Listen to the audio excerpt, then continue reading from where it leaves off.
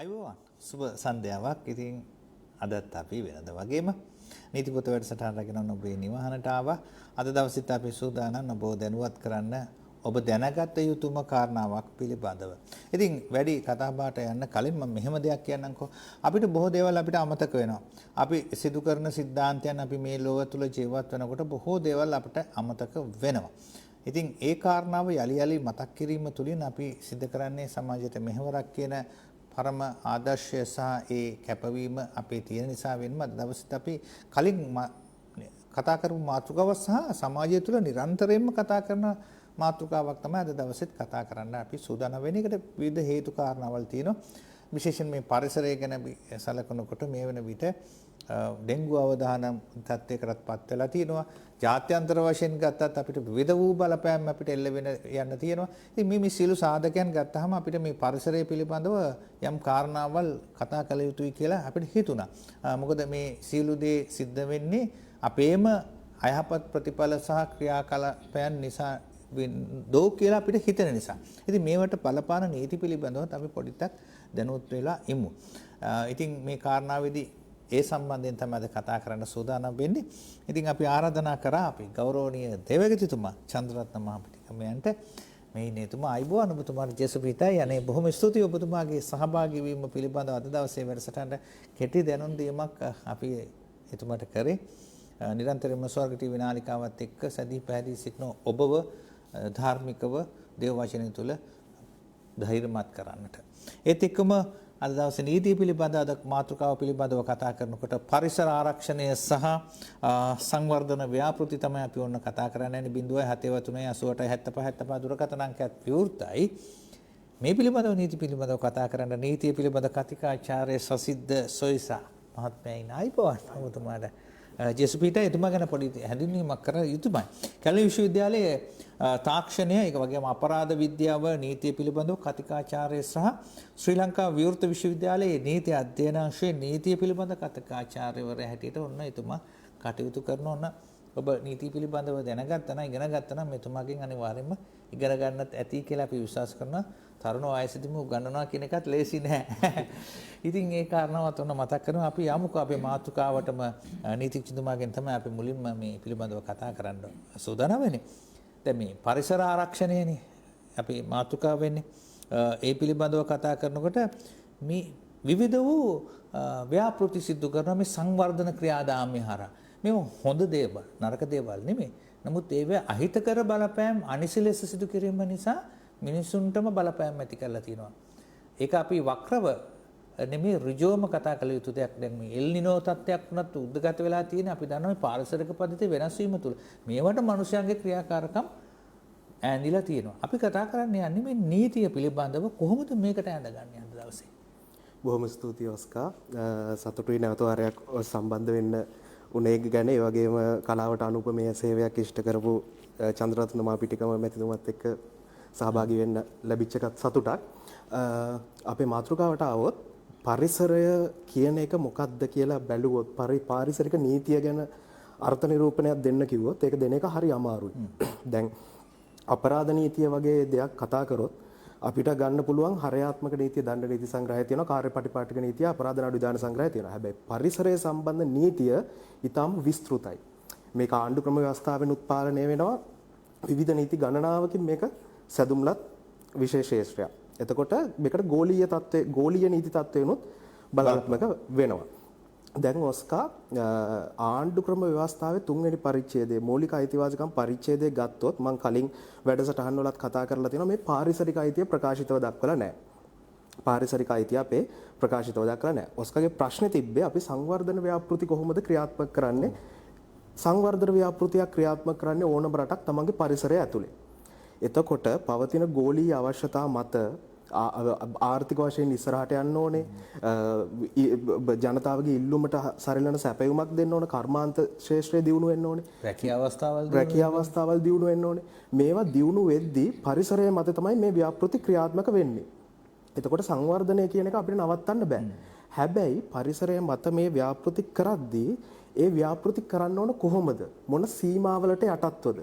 කියන එක අපි කතා කරන එක වැදගත්. මොකද අපි පරිසරය ආරක්ෂා කරගනිමින් තමයි මේක කරන්න ඕනේ. එතකොට ගෝලීය නීති තත්ත්වය ගත්තොත් මේක විශේෂයෙන්ම රියෝ සහ ස්ටොක්හෝම් සම්මුතිවල මේකේ මූල ධර්මයන් දක්වලා තියෙනවා. ප්‍රධාන මූල ධර්මයන්. අපි කතා කරනවා තිරසාර සංවර්ධනය. ඊට පස්සේ කියනවා පරම්පරාතර සමානාත්මතාවය ඉන්ටර්ජෙනරේෂනල් ඉක්විටි කියලා කියනවා.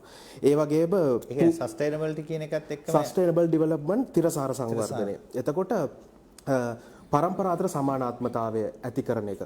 ඒත් එක්කම පූර්වාරක්ෂක මූලධර්ම. අපිට දෙයක් වළක්ව ගන්න කොහොමද වෙන්න කලින්. ඒ වගේම දූෂක කාරකයා විසින් වන්දි ලබා දීමේ මූලධර්ම. ඕවා තමයි නූතන පරිසර නීතිය ඇතුලේ කතා කරන්නේ. ගැබ් වෙලා තියෙන්නේ. එතකොට ලංකාවේ මූලික අයිතිවාසිකම් පරිච්ඡේදේ නැහැනේ පාරිසරික අයිතිය. අපේ මේ පාරිසරික අයිතිය ස්ථාපනය කිරීමේ නිර්මාණාත්මක කාර්යභාරය ඉෂ්ට කරලා තියෙන ගරු ශ්‍රේෂ්ඨාධිකරණය. දැන් ඉන්දියාවේ නම් ජීවත් වීමට ඇති අයිතිය ප්‍රකාශිතව ආණ්ඩුක්‍රම ව්‍යවස්ථාවේ දක්වලා තියෙනවා. ඉන්දියාවේ ශ්‍රේෂ්ඨාධිකරණය ඒ ජීවත් වීමට ඇති අයිතියට සෞඛ්‍ය සම්පන්න සහ දූෂණයට ලක් නොවූ පරිසරයක ජීවත් වීමට ඇති අයිතිය දක්වා එක වර්ධනය කරලා තියෙනවා. එතකොට අපේ ශ්‍රේෂ්ඨාධිකරණය මේ පාරිසරික අයිතිය විශේෂයෙන්ම 12 වෙනි ව්‍යවස්ථාවේ යටතේ සමානාත්මතාවයේ අයිතිය යටතේ තමයි මේක ක්‍රියාත්මක කරන්නේ. මොකට විශේෂ නමක් කියනවා ඒ නඩුකරවලට. ඒකට අපි කියනවා public interest litigation. ඒ මහජන සුබසාධක නඩුකර කියලා.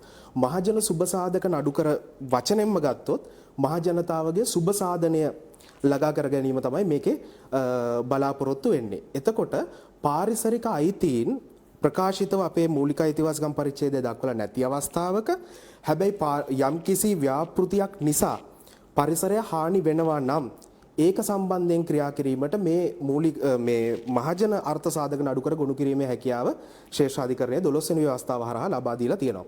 ඔය 14 ව්‍යවස්ථාවත් ඔකට අදාළ වෙනවා. අපේ ප්‍රධාන නඩු තීරණයක් තියෙනවා මේ හා සම්බන්ධයෙන් 2000 වර්ෂයේ තීරණය වෙච්ච එප්පාවල පොස්පේට් නඩු තීරණය. ගරු අමරසිංහ විනිසුරුතුමා මෘදු නීතීන් විදියට අර රියෝ සහ ස්ටොක්හෝම් සම්මුතියේ තිබ්බ අර සංකල්ප අපේ රටට අන්තර්ග්‍රහණය කරලා තියෙනවා. මම මේ කතාවේ ඉදිරියට මම කතා කරනවා චුන්නාකම් නඩු තීරණය 2019 මෑත කාලීන නඩු තීරණයක්. ඔය සියලුම පාරිසරික සංකල්ප අපේ රට ඇතුලේ කතා කරලා තියෙනවා. අන්තර්ග්‍රහණය කරලා තියෙනවා අපේ දේශීය නීතියට. එතකොට මේ හා සම්බන්ධයෙන් ගෝලීය තත්ත්වයක් වැදගත්. දැන් අපේ 2000 වර්ෂයේ එප්පාවල පොස්පේට් නඩු තීරණය ගැන කතා කරද්දී පිලිපීනේ 1993 ඔපෝසා vs ෆැක්ටෝරාන් කියලා නඩු තීරණයක් තිබ්බා. ඒක ඇත්තටම ගරු අමරසිංහ වෙනසුරුතුමාට ඉන්ටෙලෙක්චුවල් බ්ලූප්‍රින්ට් එකක් වුණා කියලා කියනවා. අපි ඒ කියන්නේ බුද්ධිමය අවකාශයක් සලසලා දෙන මාර්ගෝපදේශයක් වුණා ඒ නඩු තීරණය. තරුණ ළමයි පිරිසක් වනාන්තර හායනයට විරුද්ධව පිලිපීන අධිකරණයේ මුල් අවස්ථා අධිකරණයක නිෂ්ප්‍රභ කරා. නමුත් පිලිපීනේ ඉහළ අධිකරණ ඒ අවස්ථාව ලබා දුන්නා මේ පරම්පරාතර සමානාත්මතාවය. ඕකේ සරල තේරුම තමයි ඔස්කා. අපි අද භුක්ති විඳින පරිසරය දැන් අපේ රට ගත්තොත් අපි කියනවා ග්‍රීන් කන්ට්‍රි එකක්. උඩින් යද්දී අපිට පේනවා ඊටාම කොළ පාට ඊටාම ජෛව විවිධත්වයෙන් අනූන කඩොලාන ශාක තියෙනවා, කොරල් පාර තියෙනවා.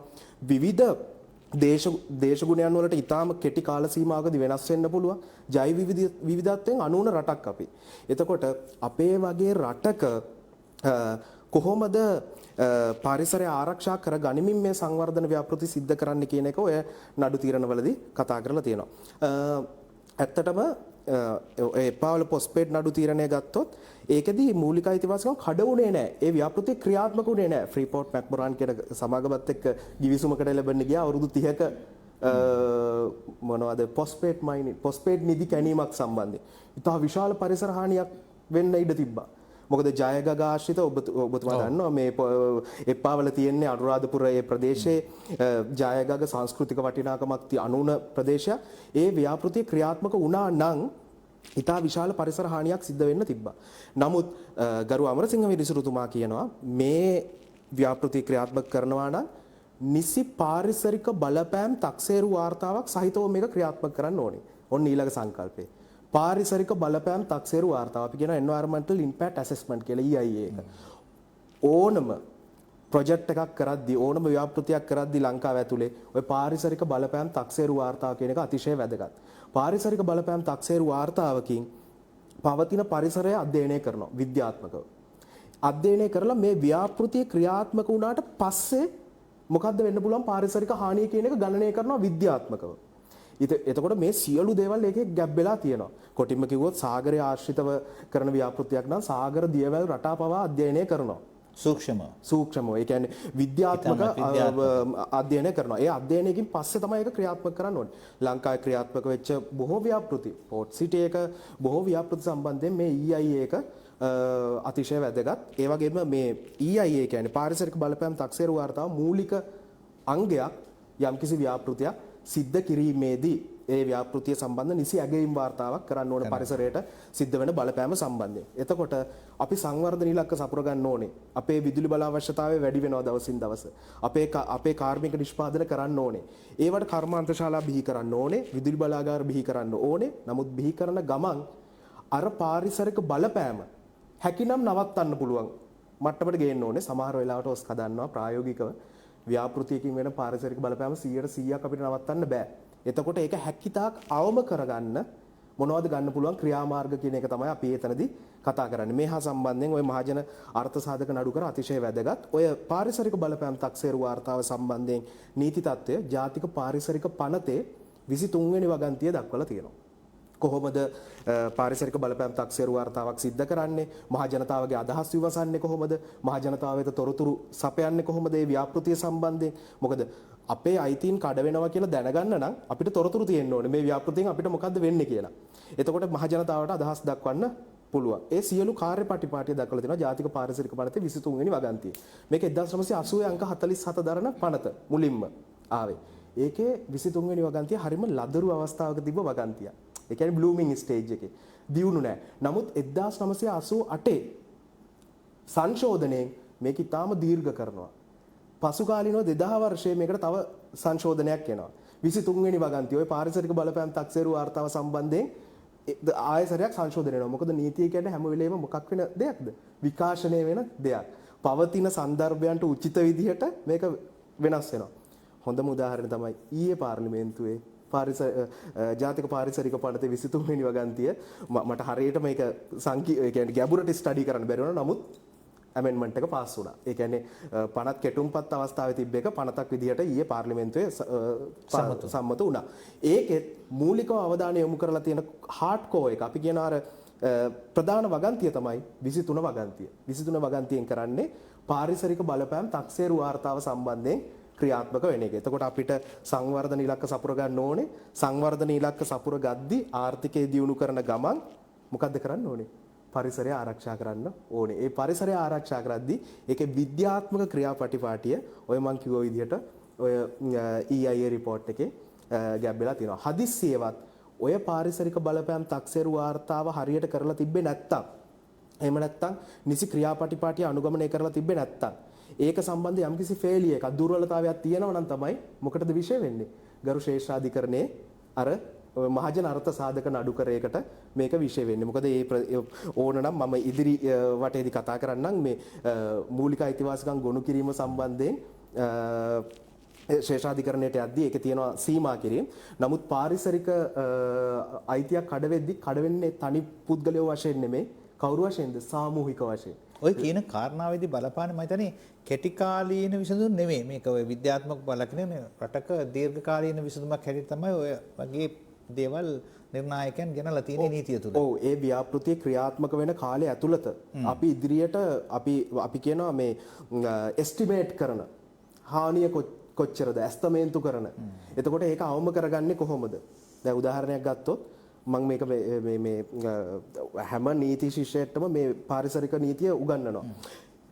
සරල උදාහරණයකින් ගත්තොත් හිතන්න මේ මස් කර්මාන්ත ශාලාවක් සම්බන්ධ කුකුල් මස් කර්මාන්ත ශාලාවක් හදන්න යනවා. ජාතික අවශ්‍යතාවයක් තියෙනවනේ. එතකොට හදද්දි ඒකෙන් බැහැර කරන වතුර කෙලින්ම ගංගාවට මුදා හරින්න බෑ. ඒක පියුරිෆයි කරලා මුදා හරින්න ඕනේ. එතකොට පරිසර හානිය 100%ක් අපිට අවම කරගන්න බෑ. නමුත් 100% නවත්තන්න බෑ. නමුත් අපිට අවම කරගන්න පුළුවන්. ඒ කියන්නේ අවම කරගැනීමේ මූලෝපායන් අතනින් ගෙනල්ලා තියෙනවා. ඒකට අර වැදගත් වෙනවා මං කිව්ව සංකල්ප මොනවද? තිරසාර සංවර්ධනය, පූර්ව ආරක්ෂක මූලධර්මය. ඒ කියන්නේ දෙයක් වෙන්න කලින් ඒක වළක්ව ගන්නේ කොහොමද? පරම්පරාතර සමානාත්මතාවය වගේම දූෂක කාරකයා වන්දි ගෙවීම. ওই දූෂක කාරකයා වන්දි ගෙවීම කියන කාරණේ මං චුන්නාකම් නඩු තීරණයත් එක්ක දෙවෙනි වටේදී කතා කරන්නම්.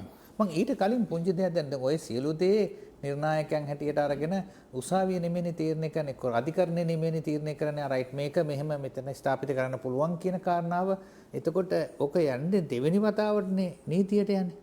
මම කියන කාරණාව පැහැදිලි. දැන් අපි මොකක් හරි ව්‍යාපෘතියක් ආරම්භ කරමු, කුකුල් මස් ව්‍යාපාරයක් කරමු. රයිට් මේක අපි රජය ලියාපදිංචි කරන ආයතනයක් විතර රජයේ සාමූහික මොකක් හරි මේ පිළිබඳව සොයා බලන ආයතනයක් තියෙනවද? ඒ කියන්නේ නීතියට යන කලින් මධ්‍යම පරිසර අධිකාරිය විශේෂ වශයෙන් මෙතනට අදාළ වෙනවා. ඒ වගේම දැන් විදුලි බලාගාරයක් වගේ සම්බන්ධයෙන් නම් විදුලි බල මණ්ඩලය, ජාතික ජලාපවාහන මණ්ඩලය, එතකොට තාක්ෂණික අධිකාරීන් BOI එක, ආයෝජන මණ්ඩලය, ඔය සියලු ආයතන මේකට ඒකරාශී වෙලා තමයි මේ ව්‍යාපෘති ක්‍රියාත්මක කරන්නේ. ප්‍රශ්නයක් පැන නැගිච්ච වෙලාවක ඍජුවම මේ සියලුම ආයතන හරහා තමයි අධිකරණයේ කරුණු ගොනු කරලා වාර්තා කරන්නේ. හොඳම උදාහරණේ චුන්නාකම් නඩු තීරණයේදී 1 සිට මට මතක විදිහට 11 දක්වා වග උත්තරකරුවන් මේ රජයේ ආයතන. ඔව්.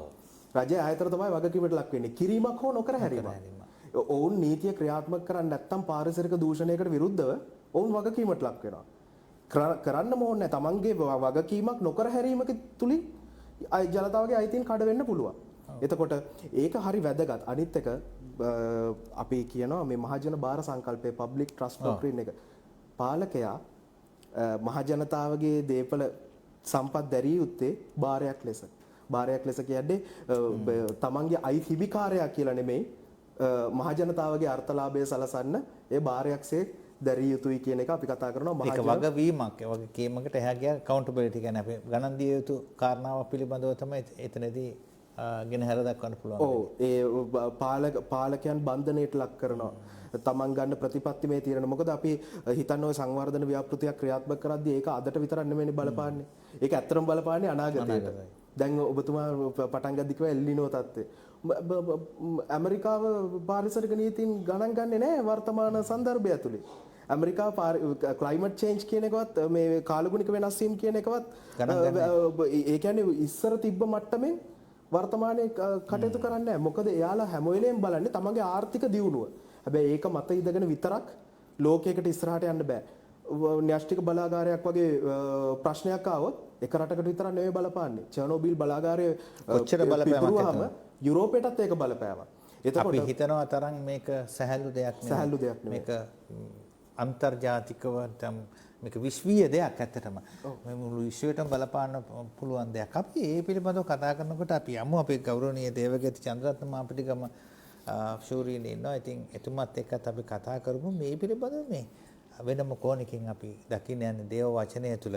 දැන් ඔය බයිබලය දැක්වෙන විදිහට පාරිසරික නීති එහෙම නැත්නම් අපි කියනවා මේකට මේ බාහිරකාරත්වයක් කියලා. ඕනම කෙනෙකුට කියන්න පුළුවන් අපි අයිතිකාරයෝ නෙමෙයි ඇත්තටම. සබහ අපි එතින්ලා කතා කරමු පුතුමාගේ ආරම්භය. මම ආරාධනා කරනවා මේ පිළිබඳව කතා කරමු. ඔව් අපිට දැන් බයිබලයේ පිළිබඳව පැහැදිලිවම අපිට දක්වා තිබෙනවා ගීතාවලි 24 මේ පොළවේ සියලුම දේ සකල මනුෂ්‍ය වර්ගයාත් අයිති දෙවන් වහන්සේට. ඒතර දෙවන් වහන්සේට තමයි මේ සියලු දේම අයිති. ඒතර මේ දේ සියලු දේම අයිති නිසාම මනුෂ්‍යයා විදියට අපිට තියෙනවා මේක යුතුයකමක්, මනුස්සකමක් තියෙනවා මේක රැක ගන්න. මොකද මේක අපිට අයිති නෑ. මේක දෙවියන් වහන්සේට අයිති. දෙවියන් වහන්සේ අපිට දීලා තියෙන්නේ බාරකාරත්වයක්. මේක බලා ගන්න. ඒක අපිට පැහැදිලිවම කියනවා උත්පත්ති පොතේ පළවෙනි පරිච්ඡේදයේ 28 වෙනි වගන්තියේ ඒ මව්පු පළමු මිනිස්සු වලට කියනවා නුඹලා දෙවියන් වහන්සේගේ ආශිර්වාද ලබා දරු සම්පත් ලබා වැඩි වර්ධනය වී පොළොව පුරා පැතිර ඒ යටත් කරගන්න. මූදේ මත්ස්‍යයන්ද ආකාශයේ පක්ෂීන්ද පොළවේ සියලු සතුන්ද යටත් කර පාලනය කරන්න. මේ සියලු දේම දෙවියන් වහන්සේ මනුෂ්‍යයාට දුන්නා. ඒ මනුෂ්‍යයාගේ ඉහළම මැවිල්ලට තමයි දෙවියන් වහන්සේ පොළොව බාර දුන්නේ. දෙවියන් වහන්සේ පොළොව බාර දුන්නේ දෙවියන් වහන්සේ මවලා හැම මැවිල්ලකටම හොඳයි කියලා පස්සේ කිව්ව මනුෂ්‍යයා මැව්වට පස්සේ ඊටා හොඳයි. ඒතර මනුෂ්‍යයාට තමයි දෙවියන් වහන්සේ මේක බාර දුන්නේ. ඒතර මනුෂ්‍යයාට තියෙන යුතුයකමක් තමයි මේක රැක ගැනීම. මේක රැක ගැනීම. ඉතින් අපි ඒ රැක ගැනීම කිසියම් විදියකින් අපි පැහැර හරිනවා නම් ඒ කරන්නේ අපි දෙවියන් වහන්සේට අකීකරු වීම.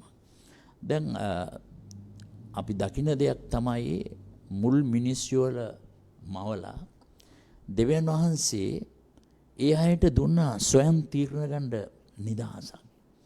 මේ ස්වයං තීරණ ගන්න දුන්න නිදහස මනුෂ්‍යයා වැරදි විදිහට පාවිච්චි කළා. පළවෙනි අවස්ථාවේදීම මොකද කළේ?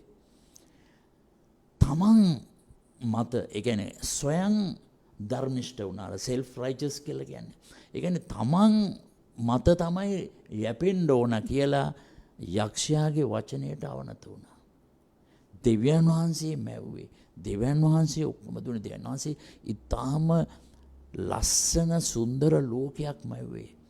ඒ මවපු දේ මේ බාර දුන්න පළවෙනි මිනිස්සු වල තමන් ගැන හිතන්න ගිහිල්ලා ස්වයං ධර්මිෂ්ඨ වෙන්න ගිහිල්ලා මොකද කළේ? දෙවියන් වහන්සේගේ මැවීම ඒ මැවිල්ල අසාර්ථක කළා. ලෝකය බිඳවැටිච්ච ෆෝලන් වර්ල්ඩ් එකක් කළා. බිඳවැටිච්ච ලෝකයක්. කඩා වැටිච්ච රාජ්‍ය ඒ කවුද කළේ? ලෝකයක් වුණා. මනුෂ්‍යයා. මනුෂ්‍යයාට බාර දුන්නේ.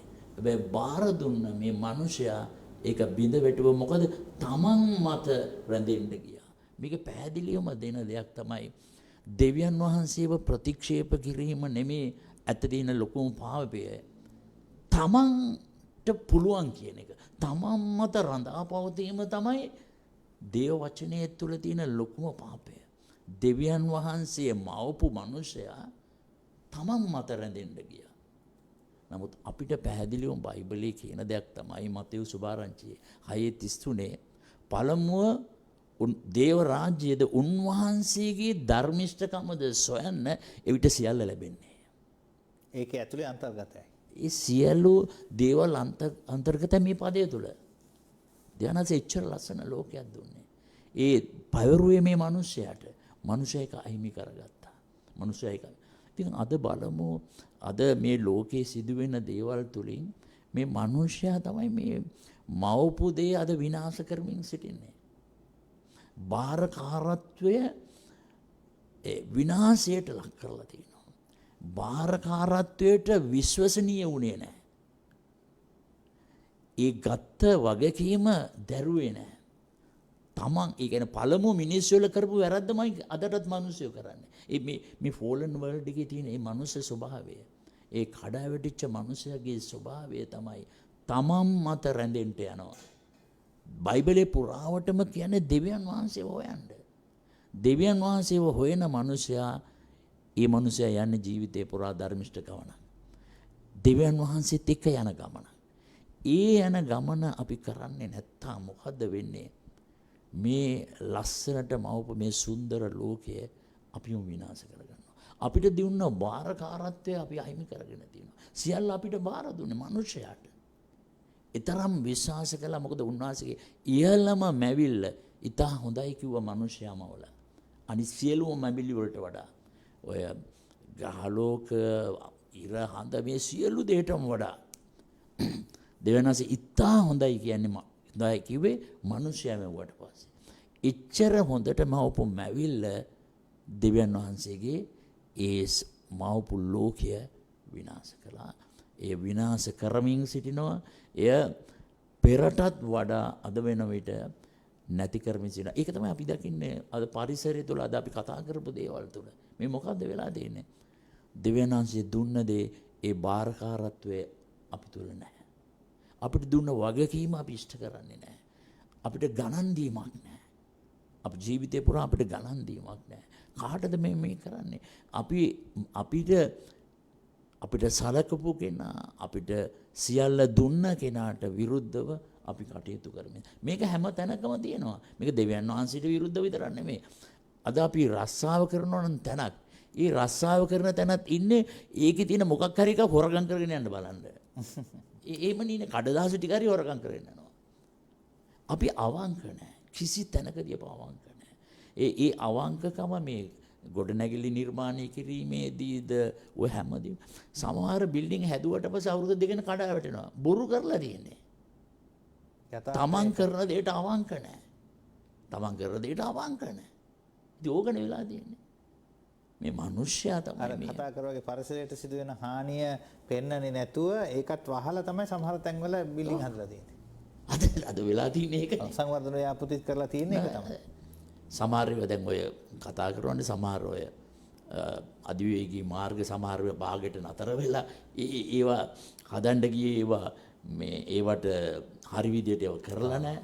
ඉතින් ඔය වගේ මිනිස්සු ගත්ත තීන්දුව නිසා තමයි මම හිතන්නේ අපේ රට මම මේ ඕ ලෙවල් වලට ලියන කාලෙත් ලිව්වේ ඌණ සංවර්ධිත රටක් කියලා. අදට අපේ ළමයි ලියන්නේත් ඒකම තමයි. අදට අපේ ළමයි ලියන්නේත් ඒකම තමයි. අනිවාර්යයෙන්. ඉතින් කවුද ඒක කළේ? වෙන කවුරුත් ඇවිල්ලා ගානේ අපිම කරලා තියෙන්නේ. ඒ තාත්තේට වටලා තියෙන අපිම තමයි. හොඳයි. ඉතින් ওই විදිහට තමයි අපේ කතා බහ දිගහැරුනේ. තවත් ඉදිරියට තියෙන බොහෝ දේවල් අපිට දැනගන්න මේ පරිසර පද්ධතිය තුළ නීතිමය වටපිටාවත් අපිට දැනගමු. දේව වචනත් මොනවද කියන්නේ කියලා අනිවාර්යෙන්ම අපි හොයලා බලන්න ඕනි. අපි සූදානම් කෙටි විරාමයක් ලබා ගන්න. විරාමයකින් අනතුරුවත් අපි මේ පිළිබඳව කතාවක් කරගෙන යලි මුණ ගැහෙමු.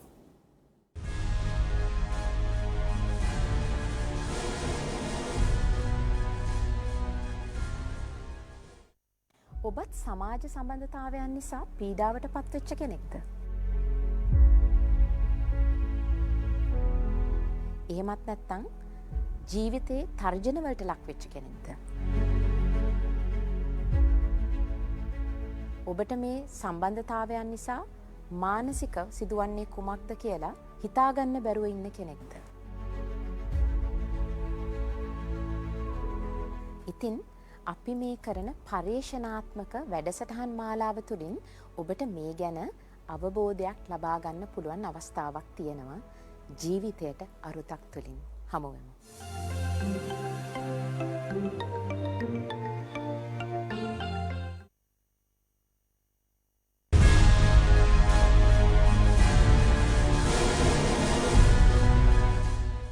හොඳයි. අපි කෙටිම විරාමයක් ලබාගෙන බොහෝ දේවල් කතා කරන්න තියෙන නිසා වෙනම යලිත් ආවා මේ නිවහනට සජීවීව ඔබව දැනුවත් කරන්නට මුහුණ පොතේ සම්බන්ධ වෙන අයටත් අපි කොමාදරෙන් ස්තුතිකමන්ත වෙනවා අපිත් එක්ක සම්බන්ධ වෙලා සිටීම පිළිබඳ බැයි මේ පිළිබඳව කරුණු ඔබගේ හිතට ධාරණය කරගන්න ඔබේ ජීවිතයේ එදිනදා ජීවිතයේ මේක පුරුද්දක් කරගන්න මේ පරිසරය ආරක්ෂා කරගන්න ඕන විතරක් නෙමෙයි අපි බොහෝ දේවල් අද දවසේ කතා කරනනේ ඒ පිළිබඳව කරුණුත් අපි ඔළුවේ තබාගෙන අපේ ජීවිතේ කටයුතු කරමු.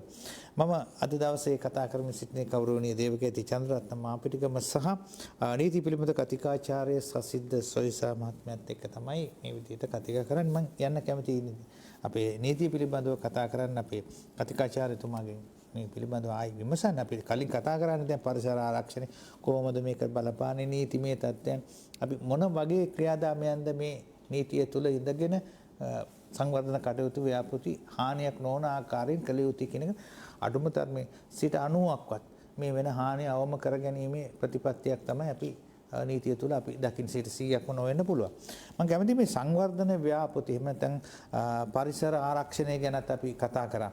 මේක කොහොමද තුලන කරගන්නේ සම්බන්ධ කරගන්නේ? ඉතින් ඒකට ශ්‍රී ලාංකික අපේ ගරු අධිකරණය මොන වගේ දායකත්වයක්ද මොන වගේ ක්‍රියාදාමයක්ද මේවා තුලනය කරගන්න හරි අමාරු වැඩක්. හැබැයි යම් දායකත්වයක් ලබා දීලා දෙන නීතිය නැත්නම් අපිට ඕන විදිහට මිනිස්සු වැඩ කරලා මේක විනාශ කරයි. හැබැයි මේකට අධිකරණය යම් දායකත්වයක් ලබා දීලා තියෙනවා. කොහොමද ඒක අපිට හඳුනන්න පුළුවන්? ඇත්තටම ඔස්කා මේ ගැටෙන අවශ්‍යතා. ඒ කියන්නේ සංවර්ධන එක පැත්තකින් තියෙනවා සංවර්ධනය වෙන්න ඕන අවශ්‍යතාවය. තව පැත්තකින් තියෙනවා පරිසරය ආරක්ෂා කරන්න ඕන අවශ්‍යතාවය. දැන් මට අර කලින් අදහස් දක්වද්දී දේවගතිතුමා කිව්වා මේ ගොඩනැගිලි බැලුවාම සමහර ඒවා හරියට ඉදිරි දැන් බලන්න එංගලන්තය වගේ රටක එකම පාට එකම මට්ටමේ ගොඩනැගිලි ඉදි කරලා තියෙනවා. දැන් නුවරඑළිය කියන්නේ කොච්චර ලස්සන පැත්තක්ද. නුවරඑළිය ගියාම අපිට සමහර ගොඩනැගිලි දැක්කාම හිතෙනවා මේවා කොහොමද ඇති කරලා තියෙන්නේ කියලා. රයිට්? දැන් ප්‍රධාන ව්‍යාපෘති ගත්තොත් අපි ඔය ගත්තොත් අධිවේගී මාර්ග මට මතක් වුණේ ඒක කියද්දි වෙන රටවල් වල අධිවේගී මාර්ග හදාද්දි හිතන්න අලින්ට පාර මාරු වෙන්න තියෙන අලි මංකඩවල් කියලා. එච්චර සූක්ෂම කල්පනා කරලා තමයි එතකොට උමන් මාර්ගයක් දාලා තියෙනවා ඒ සතුන්ට ඒ පාර මාරු වෙන්න. උමන් මාර්ගේ දැම්මේ නැත්තම් මොකද වෙන්නේ? සතුන් දන්නවද පාරක් තියනවා කියලා ඔවුන් අධිවේගී මාර්ගයක්ද කියන එක අදාළ වෙන්නේ නැහැ. පාරෙන් මාරු වෙනවා. දැන් ගුවන් තොටුපළක් හදද්දි පක්ෂි ගහණය කොච්චරද කියලා බලන්න ඕනේ. මොකද ඒ පක්ෂි ගහණය, ඒකෙන් වෙන හානිය, ඔවුන්ගේ වාසස්ථාන වලට වෙන හානිය, ඒ වගේ බොහෝ දේවල් තියෙනවා මේ හා සම්බන්ධයෙන් බලන්න. දැන් අධිකරණය ඔකට මැදිහත් වෙලා තියෙන්නේ. මම දැන් කතා කරන්නම් ඔය හොඳම උදාහරණයක් එක්ක කතා කරන්නම්. ඔක 2019 චුන්නාකම් විදුලි බලාගාරයේ සම්බන්ධ නඩු තීරණය. අපේ රටේ දවසින් දවස විදුලි අවශ්‍යතාවය වැඩි වෙනවා. එතකොට විදුලි අවශ්‍යතාවය වැඩි වෙන කාලේ ඒ යුදමේ මේ වටපිටාව තිබ්බ කාලේ ඔය උතුරු ජනනී ප්‍රොජෙක්ට් එක ඒකෙන් පස්සේ සමාගමක් වෙනවා Northern Power Company කියලා. ඒ කියන්නේ උතුරු විදුලි සමාගම කියලා සමාගමක්. ඔවුන් හදනවා විදුලි බලාගාරයක්. මේ චුන්නාකම් ප්‍රදේශයේ. විදුලි බලාගාරය හදලා විදුලි බලාගාරයේ විදුලිය ජනනය කරන්න පාවිච්චි කරන්නේ අධික ඩීසල් පාවිච්චි කරනවා. ටික කාලයක් යද්දී මේ අධික තෙල් කාන්දුව සහ අපි කියන හෙවි මෙටල් මේ බැරලෝහ කාන්දු වීම නිසා ජනතාවගේ ජල මූලාශ්‍ර දූෂණයට ලක් වෙනවා. ග්‍රවුන්ඩ් වෝටර් කන්ටැමිනේෂන් එකක් වෙනවා. ඒක භූගත ජල මූලාශ්‍ර දූෂණය වෙනවා ජනතාවගේ ලිං. එතකොට ඒ Google එකේ සර්ච් කරලා බැලුවොත් බලා ගන්න පුළුවන් කොච්චර මේ තෙල් පාටයි ඒ ලිං. එතකොට මොකද වෙන්නේ? මේක යනවා ගරු ශ්‍රේෂ්ඨාධිකරණයට. දැන් අධිකරණය මේක තුලනය කරපු විදිහ. ගරු ශ්‍රේෂ්ඨාධිකරණයට යන්නේ ඔස්කා එප්පාවල නඩු තීරණය 2000 ශ්‍රේෂ්ඨාධිකරණයට යද්දී එප්පාවල ප්‍රදේශයේ පිරිසක් තමයි ඒ නඩුව ගොනු කරන්නේ. සාමූහික නඩුවක් විදියට ගොනු කරන්නේ. ඔවුන් එකෙන් වින්දිතභාවයට පත් වෙනවා. හැබැයි මේ නඩුව ගොනු කරන්නේ පාරිසරික යුක්ති කේන්ද්‍රයේ Ravindra කාර්යවසම් versus Central Environmental Authority. ඔහු තමයි මේක ගොනු කරන්නේ. ඒ කියන්නේ වර්තමානයේ වෙද්දී පාරිසරික නඩුවක් ගොනු කිරීමේ හැකියාව කවුරු දක්වා වර්ධනය කරලා තියෙනවද? ඍජුව වින්දිතභාවයට පත් වෙන්නේ නැති පරිසරය ගැන උනන්දුවක් දක්වන අපි කියනවා public spirited citizen කියලා. ඒ කියන්නේ ඒක ගැන උනන්දුවක් දක්වන පුද්ගලයන්ට පවා ඒ නඩුව ගොනු කිරීමේ හැකියාව තියෙනවා. නඩුව ගොනු කරලා ඉල්ලුවේ මේ විදුලි බලාගාරය වසා දමන්න කියලා. හරි. ඒක තමයි මූලිකම දේ. හැබැයි ගරු ශ්‍රේෂ්ඨාධිකරණය මෙතනදී බැලුවා විදුලි බලාගාරයක් හදන්න අධික ප්‍රාග්ධන පිරිවැයක් යනවා. රටේ විදුලි අවශ්‍යතාවයත් දවසින් දවස වර්ධනය වෙනවා. එතකොට අපි සංවර්ධන ඉලක්ක ළඟා කරගන්නත් ඕනේ. මේක සලකා බලද්දී ගරු ශ්‍රේෂ්ඨාධිකරණයේ මෙතනදී අර කිව්ව මූලධර්ම ස්ටොක්හෝම් සහ රියෝ සම්මුතියේ තිබ්බ මූලධර්ම සියල්ල මේකට අදාළ කරගත්තා. තිරසාර සංවර්ධනය, අනාගත පරපුර වෙනුවෙන් පරිසරය ආරක්ෂා කරමින් සංවර්ධනය සිද්ධ කිරීම.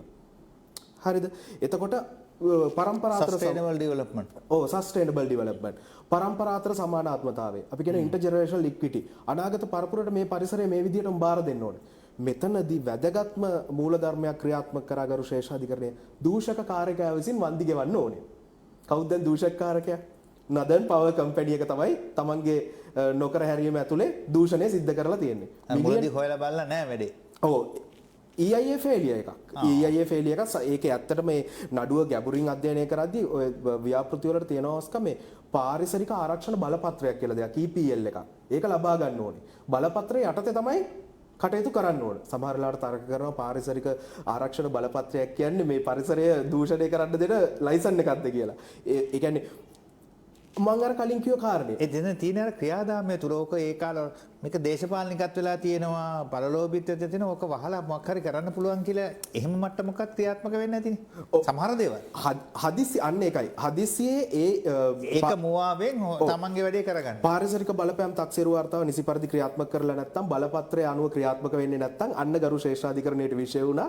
ශ්‍රේෂ්ඨාධිකරණය ගැඹුරු ඒක ගැන අධ්‍යයනය කරනවා. අධ්‍යයනය කරලා බලපත්‍රයෙන් පිට වැඩ කරාම මොකද වෙන්නේ? අත්‍තරම් පාරිසරික දූෂණයක් වෙන්නේ. බලපත්‍රය නිකුත් කරන්නේ පාරිසරික දූෂණය අවම කරන්න. බලපත්‍රය උල්ලංඝනය කරනවා කියන්නේ මොකද්ද? හැබැයි ඒක මුවාවෙන් ඔක්කොම දේවල් වෙලා තියෙනවා. එතකොට අර මිනිසුන්ගේ ජල මූලාශ්‍ර දූෂණය වෙලා ඒ කාරණා සිද්ධ වෙලා තිබ්බා. අය දූෂකකාරකයා විසින් වන්දි ලබා දී යුතුයි. polluter pays principle කියලා කියනවා අපි ඔකට. මිලියන 20ක් වන්දි අර Northern Power Company එකට ඒ ජනතාවගේ ලිං ප්‍රතිෂ්ඨාපනය කරන්න, ලිං නැවත හදන්න ලබා දෙන්න ඕනේ කියලා කිව්වා. ඒ වගේම අධිකරණයේ වැදගත්ම දේ ගරු ශ්‍රේෂ්ඨාධිකරණය මේ විදුලි බලාගාරයේ වසා දමන නියෝග කරේ නැහැ. කරේ කාර්තු පරීක්ෂණ කරන්න ඕනේ. ඒ කියන්නේ හඳුනාගත්ත අරයක් ඇතුළත ඒ ඇතුලේ තියෙන ජනතාවගේ ජල මූලාශ්‍ර කවුද? විදුලි බල මණ්ඩලය, ජලාපවාහන මණ්ඩලය, මධ්‍යම පරිසර අධිකාරිය, ඒ වගේ තාක්ෂණික ආයතන මධ්‍යම පරිසර අධිකාරිය ඔය හැමෝම ගිහිල්ලා කාර්තු වශයෙන් පරීක්ෂණ කරනවා. වායු මාර්ග දෙපාර්තමේන්තුවත් බලපාන ඇති. ඔව් ඒකේ බලපෑමට ලක් වෙනවා නම් සියලු ඔපසරියන් ඇග්‍රිකල්චර් ලෑන්ඩ් එකක් වගේ නම් දැන් ඔය එප්පාවල ප්‍රශ්නේදී සම්පූර්ණ ජනතාවගේ ජීවන උපායට ප්‍රශ්නයක් වුණා. ඒතර කෘෂිකාර්මික පැත්තත් බලපානවා. කෘෂිකාර්මික පැත්තත් බලපානවා. එතකොට කාර්තු වශයෙන් මේ ලිම් පරීක්ෂා කරන්න ඕන මොකක් වෙනවද කියලාද? තෙල් කාන්දු වීමක් වෙනවද? බැරලෝහ අපද්‍රව්‍ය කාන්දු වීමක් වෙනවද? ඒක පරීක්ෂා කරලා එහෙම නෑ කියලා තහවුරු කිරීමක් ලබා දෙන්න ඕනේ. ඒක ඇතුලේ ක්‍රියාත්මක වෙන්න පුළුවන්. හැබැයි ඒක වයලේට් කරනවා නම් ඒක උල්ලංඝනය කරනවා නම් මොකද වෙන්නේ? අන්න එතකොට අපිට යන්න පුළුවන් මේක මේ විදුලි බලාගාරයේ తాවකාලික හෝ తాවකාලික තහනම් නියෝගයකට හෝ වසා දබන්න. ඉන්දියාවත් ඕක කොහොමම කරලා තියෙනවා. දැන් ඉන්දියාවේ හොඳ උදාහරණයක් මම ගන්න වෙල්ලෝර් සිටිසන් කියලා නඩුවක් තියෙනවා.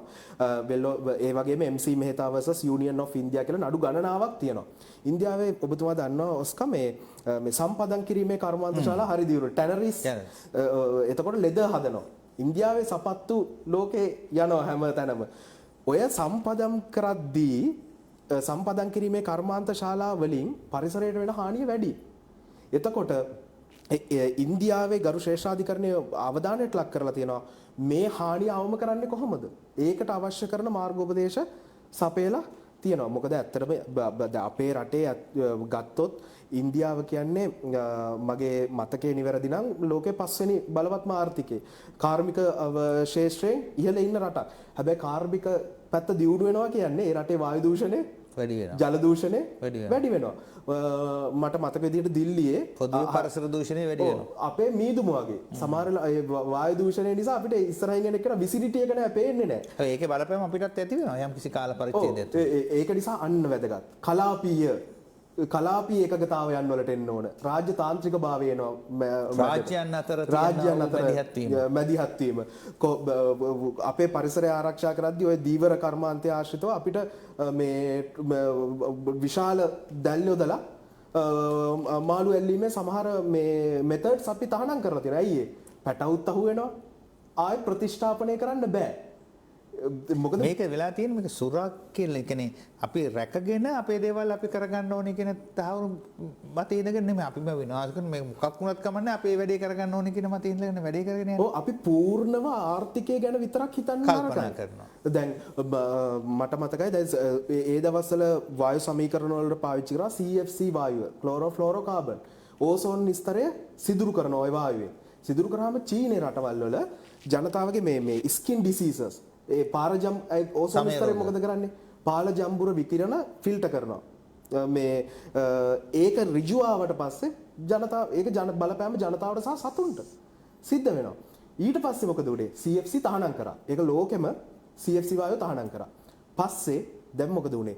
කාබන් ඩයොක්සයිඩ් වායුව හරිතාකරණ ආචරණ වායු කියලා කියනවා. Greenhouse emissions. අද ලෝකේ මූණ දීලා තියෙන තත්ත්වය තමයි ඒක. කාබන් ඩයොක්සයිඩ් වැඩි විමෝචනය වුණාම ගෝලීය උෂ්ණත්වය වැඩි වෙනවා. මේක දැන් ඔන්න සමීකරණයක් වගේ. ගෝලීය උෂ්ණත්වය වැඩි වෙනවා කියන්නේ ග්ලැසියර් දිය වෙනවා. ග්ලැසියර් දිය වෙනවා කියන්නේ සාගර ජල මට්ටම ඉහළ යනවා. සාගර ජල මට්ටම ඉහළ යනවා කියලා කියන්නේ දූපත් රාජ්‍යයන්ට අපේ වගේ රටවලට ඍජුවම බලපාන විශාල හානියක්. සමහර පාරිසරික සමුළු තිබිලා තියෙනවා මුහුද යට කරපු. ඇයි මේ ලෝකෙට මේකේ බරපතලකම දැනෙන්න. අපිට සම්පූර්ණ අර සංවර්ධන ඉලක්ක මතම ඉන්න බෑ. දැන් මේ මෙහෙම තැනකට සමුද්‍ර දූෂණය වැළැක්වීම වගේ දෙයක් આવොත් ඒත් පරිසරය. අපේ වෙරළ ආරක්ෂණයට වෙනම නීතියක් තියෙනවා. සමුද්‍ර දූෂණය වැළැක්වීමේ පනත කියලා වෙනම පනතක් තියෙනවා. ඔය එක්ස්ප්‍රස් පර්ල් නෞකාවේ සිද්ධියත් එක්ක සම්බන්ධව කතා කරනකොට ඔයගේ ඍජුව සමුද්‍ර දූෂණය වැළැක්වීමේ පනතට අදාළ වෙනවා ඒක. මොකද නැව් මගින් බැහැර කරන අපද්‍රව්‍ය නැවක ඔස්කා ප්‍රවාහනය කරන ලෝකේ ප්‍රධාන වාණිජ මේ දේවල් ප්‍රවාහනය කරන්නේ නැව් මාර්ගයෙන්. දැන් එක්ස්ප්‍රස් පර්ල් බ්ලූ ඩයමන්ඩ් නෞකා දෙක ගිනිගද්දී ඔබතුමා දකින්න ඇති මේ සුදු පාට අර ප්ලාස්ටික් වගේ જાති වෙරළට ගහගෙන ආවා. කොටිව ගියොත් ස්පර්ශ කරන්නවත් හොඳ නැහැ. සාගර ජීවීන් නැති වුණා.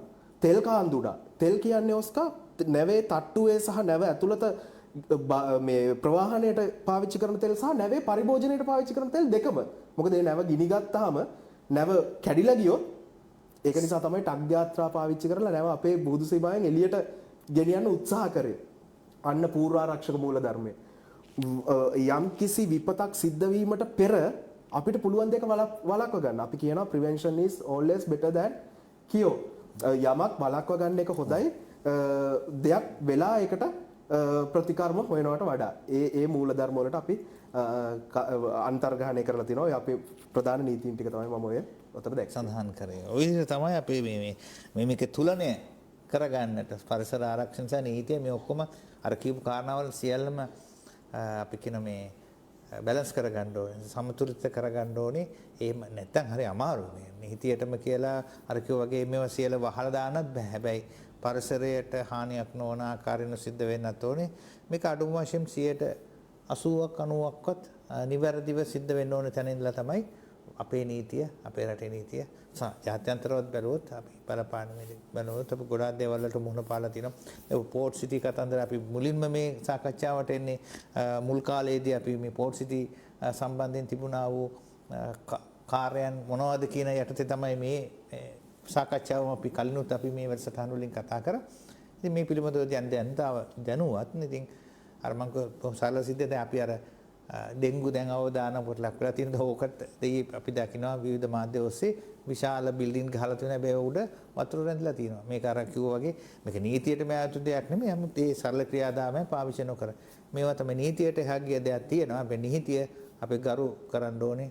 නීතියට බය වෙලා වෙනට වැඩිය අපි ජීවිත වෙනස් කරගත්තොත් ජනතාවටත් වගකීමක් තියෙනවා. ජනතාවට වගකීමක් තියෙනවා. අපි කොලේ පාරේ දාන්න නැතුව බෑග් එකේ සයිඩ් පොකට් එකේ දාගෙන ගිහිල්ලා හරියට බැහැර කරන්න පුළුවන්. අනිවාර්යයෙන්ම. එහෙම කරන උදවියත් ඉන්නවා. අපි දැකලා තියෙනවා. අපි මෙහි සහභාගී වෙන බොහෝ දෙනෙක් තමන් ඒ වගේ කටයුතු කරනවා. ඉතින් අපිත් පුරුදු වෙමු. හොඳ පුරුදු වුණාම නීතියටත් ලේසි. ඉතින් නීතිය තියෙන්නේ ඔයගොල්ලෝම මේ වගේ දේවල් වලින් කරලා හිරේ දාලා මේ කරන්න විතරක් නෙමෙයි සමාජය යථාර්ථවත් විදිහට ගත කරන්න පුළුවන් මානසික මට්ටමක් බිහි කරන එක තමයි නීතිය තුලත් කරන්නේ. ඒ නිසා තමයි අපි දැනුවත් කරන්නේ. අපි යමු දේව වචනය තුලට ගෞරවනීය දේවගති චන්ද්‍රරත්න මහපතිගම ඔබතුමාගෙන් මම අහන්න කැමති දැන් පරිසරයේ සුරකීම පිළිබඳව මෙතුමා නීතිය පිළිබඳව බොහොම ගැඹුරින් කතා කරා. කොහොමද බයිබලයේ අපිට කියන්නේ මෙහෙම කරන්නයි කියලා?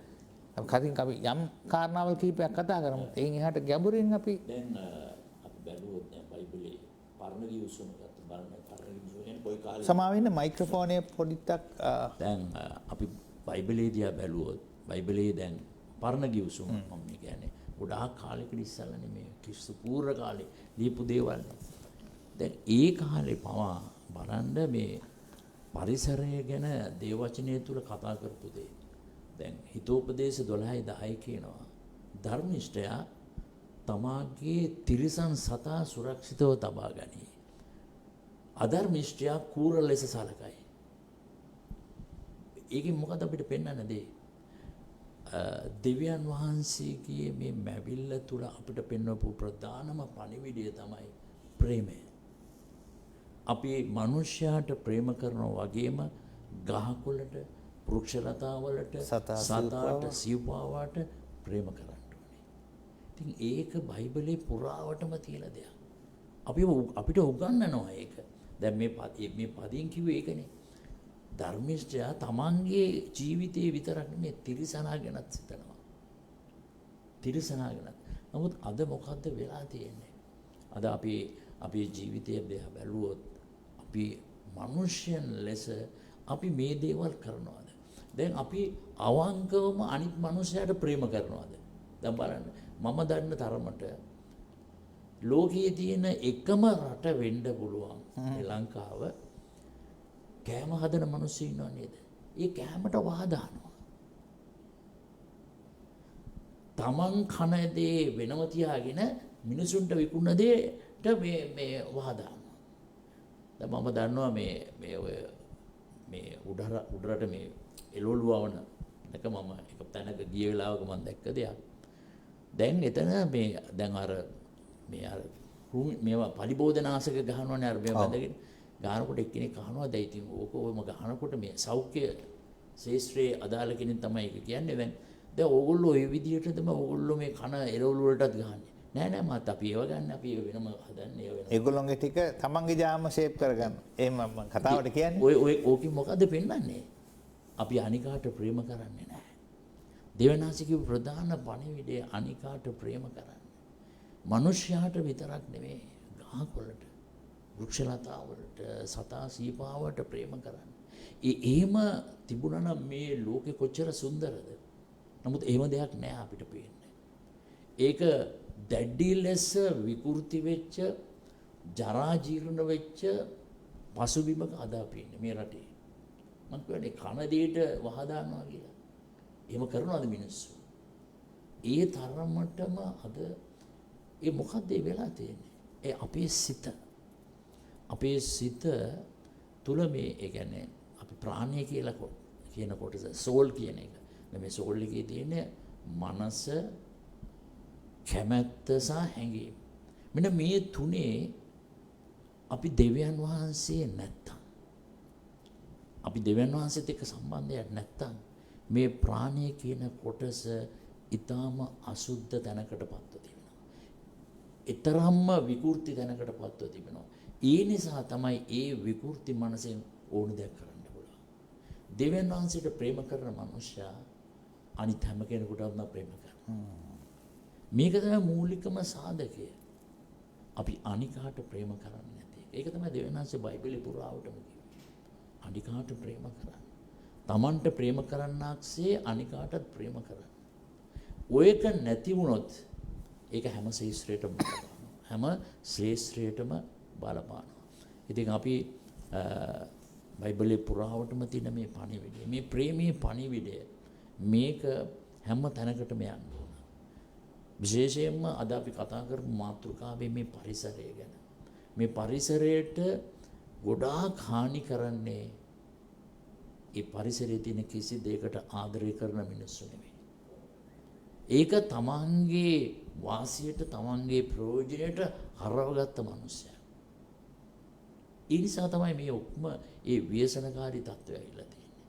දැන් අපි දැක්කා ඔය දිට්වා සුලිකුණාටුව ප්‍රශ්නේදී දැන් එතන ප්‍රශ්නයක් ආවනේ මේ මොකක්ද අර ඒ ජලාශයක ඒ වතුර මෙව කරන්නේ නැතුව ඉඳලා මොකද එදින්නේ බැලුවේ? තමන්ගේ වාසිය. තමන්ගේ වාසිය බැලුවේ. ඒ නිසානේ මුළු දැන් ඔය ගම්පොළ නගරයම විනාශ වුණේ. මිනිස්සු හිතන්නේ තමන් ගැන විතරයි. මිනිස්සු අනිත් මිනිස්සු ගැන හිතන දේ නැහැ. ඉතින් මේක දැඩිසේ පරිසරයට බලපාන දෙයක්. දැඩිසේ පරිසරයට බලපාන දෙයක්. ඉතින් අපි මූලික දේ නීති රීති තියෙන්න පුළුවන්. හරිද? අපි පසු කාලේ සිද්ධියක් වුණාට පස්සේ පසු දේවල් කරනවා අපි නීතිය තුලින්. නමුත් අර කිව්වා වගේ ඒ ප්‍රිවෙන්ෂන් එක තමයි වැදගත්. කියෝ එකට වඩා, ප්‍රතිකාරයට වඩා ඒ ප්‍රිවෙන්ෂන් එක එන්න නම් මනුෂ්‍යයා පරිසරයට ආදරය කරන කෙනෙක් වෙන්න ඕන. ඒ මනුෂ්‍යයා පරිසරයට ආදරය කරනකොට පරිසරයට විනාශ වෙන්න දෙන්නේ නැහැ. මොකද තමන්ගේ වගකීමක් මේ. තමන්ට දීපු බාරකාරත්වයක්. ඒකට වගේ කියන්න ඕනේ. ඒකට ගණන් දෙන්න තියෙනවා. ඉතින් එහෙම මනුෂ්‍ය කොට්ටාසයකට විතරයි පරිසරය ආරක්ෂා කරන්න පුළුවන්. ඉතින් ඒකට අනන්ත අප්‍රමාණ විදියට බයිබලෙන් අපි පෝෂණය කරලා තිනවා. අපිට ලොකු දැක්මක් දීලා තියෙනවා මේ මනුෂ්‍යයා සහ අනිත් අය පරිසරය සමග කොහොමද ජීවත් වෙන්නේ කියලා. ඉතින් බයිබලයේ අනන්ත අප්‍රමාණ අපිට කියලා දීලා තියෙනවා. අපි ඒ තුල යනවා නම් අපේ පරිසරය වඩාත් යහපත් විදියට පවත්වා ගන්න පුළුවන්. ඔව්. දැන් ජේසුස් වහන්සේගේ ජීවිතය තුළත් අපි පොඩි දෙයක් මට දැනගන්න කැමතියි. මේ උන්වහන්සේගේ පැමිණීමත් සමගම මේ සියල්ල තවත් අලුත් අර්ථකථන එකතු වුණා. සහ අපි දැන් පවුල් තුමාලා තුනත් කනකට විවිධ චරිත ඒගොල්ලොන්ගේ අපි එකම පැත්තක්නේ බලන්නේ. ඒ අයත් ඇත්තටම මේ සමාජයේ සහ මේ පරිසරය පිළිබඳව බොහොම ගැඹුරින් කතා කරපු අවස්ථාවල් තියෙනවා. දැන් බලන්න දැන් ගොඩාක්ම ගෝලියන්ගෙන් වැඩි දෙනෙක් හිටියේ පහළ සමාජ ස්තරයේ කට්ටිය මසුන් මරන්නෝ, සුංගම් අය කරන්නෝ. නමුත් ඒ අය පාවිච්චි කරලා දෙවනාසේ උන්ට පෙන්නවා අනිත් මිනිසයන්ට මේ පණිවිඩය ගෙනියන්න, මේ සුභාරංචිය දෙන්න. ලෝකයේ අන්තිම සීමාවන් දක්වා යන්න මේක කියන්න. ඇයි මේක තමයි ඔලුකම පණිවිඩය. ඒ කියන්නේ යේසුස් වහන්සේ නැත්තම් මිනිසෙගේ ජීවිතයට ඒ මිනිසයා අසහනයි.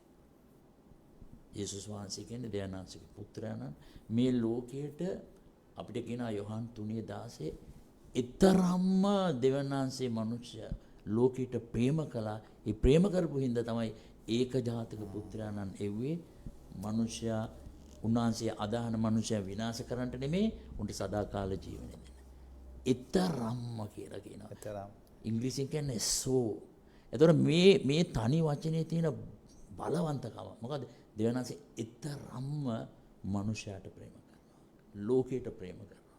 ඒ හින්දා තමයි තමන්ගේ පුත්‍රයා ඒ ස්වර්ගයේ සියලු දිව්‍යමය සම්පත් විඳින්මින් සිටිය පුත්‍රයාව ඒ සියල්ල අත්හැරලා දාලා උන්වහන්සේ මිනිසෙක් විදිහට පහළ තැනකට ආවේ මේ මනුෂ්‍ය වර්ගයාම ඒ පාපයෙන් ගලවගෙන ඒ සදාකාල ජීවනයේ දෙන්න.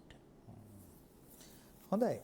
හොඳ වැදගත් තැනකට අපි අවසානයේ ඇවිල්ලා තියෙනවා. ඉතින් පුරා හෝරාවක් අපි ඔබත් එක්ක මේ ආකාරයෙන් පරිසරය පිළිබඳව කතිකා කරා ඔබ දැනුවත් කරා නීතිය පිළිබඳව නීතිය ආධිපත්‍යය සහ නීතිය ක්‍රියාත්මක වන ආකාරය මේක එක පැත්තකට විතරක් ඈඳිලා නීතිය කටයුතු කරන්න සමස්ත ජනතාව කෙරෙහිම මානවයා කෙරෙහි බොහොම සානුකම්පිතව බලන මොහොතක් තමයි අද දවසේ අපි කතා කරේ මේ වැඩසටහන හරහා. ඉතින් ස්තුතිවන්ත වෙනවා පරිසර ආරක්ෂණය සහ සංවර්ධන ව්‍යාපෘති සම්බන්ධයෙන් අද දවසේ අපිත් කතා කරන්න මැදිරියට සපමිනී නීති පිළිබඳ කතිකාචාර්ය සසිද්ධ සොයිස මහත්මයාට ස්තුතිවන්ත වෙනවා. ජේසු පිහිටයි ඔබතුමාට බෙහෙවින් ස්තුතිවන්ත. යලිත් දවසක අපි මුණ ගැහෙමු අනිවාර්යෙන්ම මේ පිළිබඳව ගැඹුරු සාකච්ඡාවකට.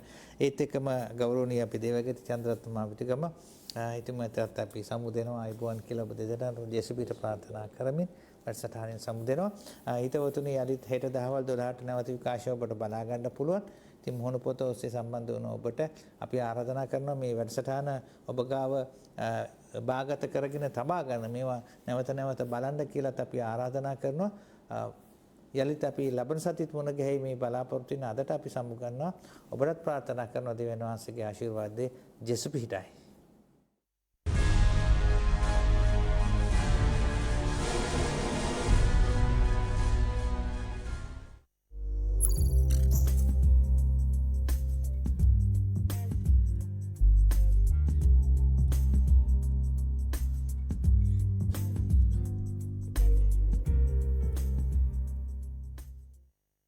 ඔබත් සමාජ සම්බන්ධතාවයන් නිසා පීඩාවට පත්